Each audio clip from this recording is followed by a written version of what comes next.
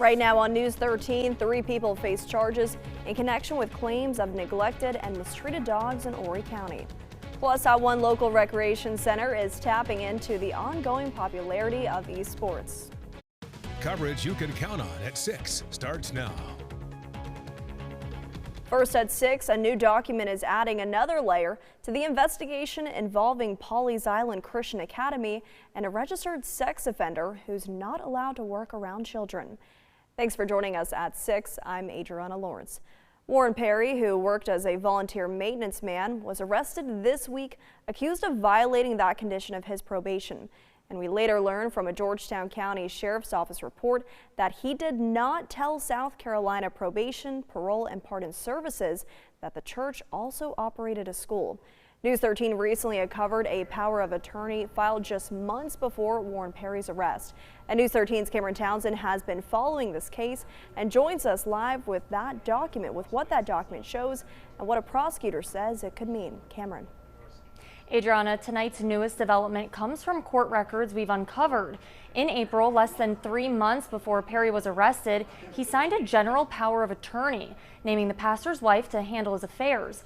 I sat down with 15th Circuit solicitor Jimmy Richardson to learn what that document could mean as I continue to try to get answers from those at the center of the investigation.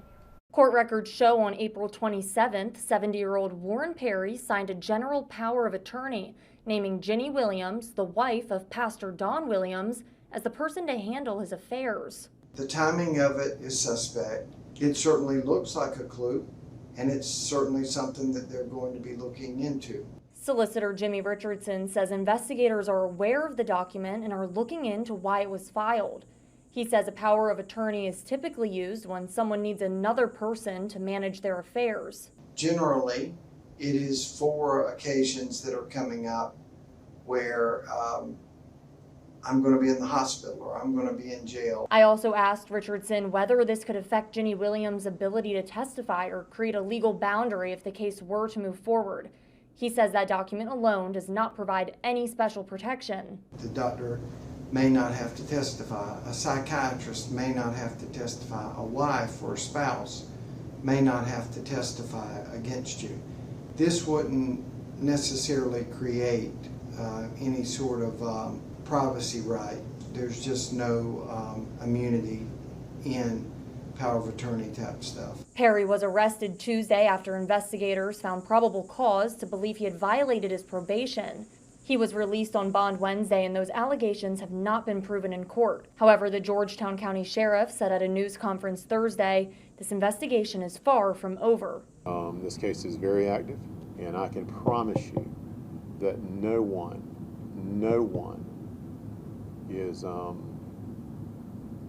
is protected in this case. I called Perry yesterday and texted him this morning. He had no comment.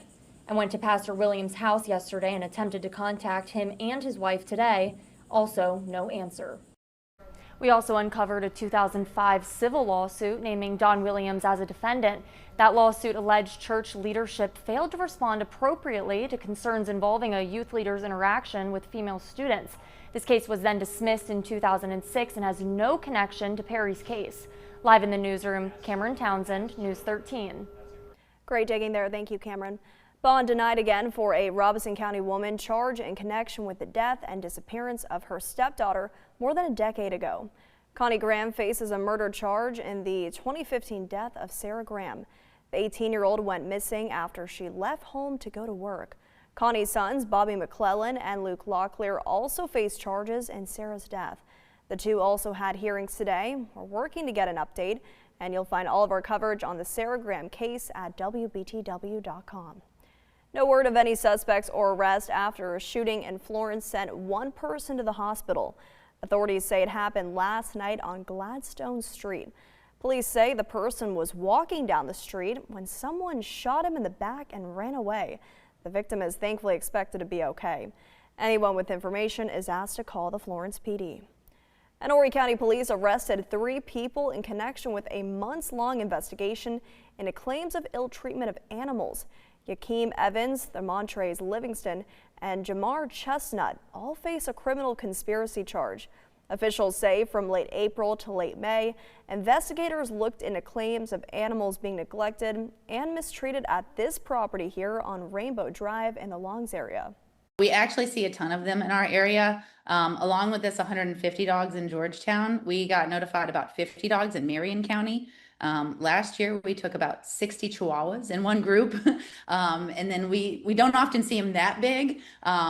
But last year, I think we had maybe 3 or 4 groups that were like 15 and 20 dogs in one home. A number of animals were removed from the property and are now in the care of a North Carolina-based dog rescue. The South Carolina Law Enforcement Division helped the Horry County PD with this case. Authorities say more charges are likely. Count on News 13 for updates. New information tonight on the ongoing investigation involving Surfside Beach and a $545,000 online payment that never made it to a North Carolina contractor. Mayor Robert Kraus says town leaders received a confidential report from insurance investigators this week. The mayor did not go into details, but says it appears to support the town's claims that the town sent the money through an invoice from a legitimate email address. The mayor also previously said insurance investigators think the security breach happened on the contractor's side. Back in May, the contractor said the company's email system was not compromised and that the money sent to a scammer account. Now, Kraus said the town is working on a news release but did not say when it would be available. You'll find all of our past coverage on this story at WBTW.com. Darlington County Sheriff's Deputy Devin Mason, who died in the line of duty last year, was named the 2026 South Carolina Sheriff's Association Deputy of the Year. Today, News 13's Eric Cooper spoke with Darlington County Sheriff Michael August about why he nominated Deputy Mason for the honor. Deputy Mason had just completed his field training just 1 week before being killed, but Sheriff Michael August says his short career left a lasting impression. The family of Deputy Devin Mason was in attendance as he was named the 2026 Sheriff's Association Deputy of the Year. All 46 sheriffs across the state voted on the nominations. Mason was killed in an ambush last July while he and another deputy tried to serve a warrant to Cameron Dennett. Dennett was also killed in a shootout with the deputies. Sheriff August says Mason left a lasting impression on the community and that his son, who is now an infant, should know his father was a person of determination and bravery. The family's honored that the community has stuck behind them, the Darlington County community, the law enforcement community, and the amount of support that they've gotten from the community. You know, Darlington is a tight-knit community that his father gave his all, and that he did it to protect his fellow deputies and the citizens of Darlington County, and he should be proud of his father because his father didn't run. He took the fight to the evil doer that had every intention of not coming out of that alive. Next month, the highway that runs in front of the Darlington County Sheriff's Office will be dedicated in Deputy Mason's memory. Reporting in Darlington County, Eric Cooper, News 13. Eric, thank you. News 13 is your local election headquarters, and today State Senator Mike Rickenbaugh of Florence officially joined Alan Wilson on the Republican ticket for Lieutenant Governor. Rickenbaugh and Wilson met in Columbia today with State Republican Party Chair Drew McKissick for the official signing of the Lieutenant Governor nomination form. That formally places the Wilson-Rickenbaugh ticket on the November general election ballot. A new addition at the Mary C. Canty Recreation Center is helping continue the growth of a rising activity. This week, the city of Myrtle Beach announced a new esports room would soon open at the center. News 13's Medicata Spotty spoke to a member of the Coastal Carolina University esports team on what this could mean for the future of esports in our area. What started as a fun pastime has turned into skill building and a scholarship opportunity as esports continues to grow in popularity across the nation, including here in Horry County. Esports, or electronic sports, operates in the same way as normal sports, but in a different format. Thinking about traditional sports, right? You were playing on a basketball team or a football team or any other traditional sport. You function in a team, so that team mindset is just the same in esports. Over the years, the activity has moved beyond a college scholarship opportunity.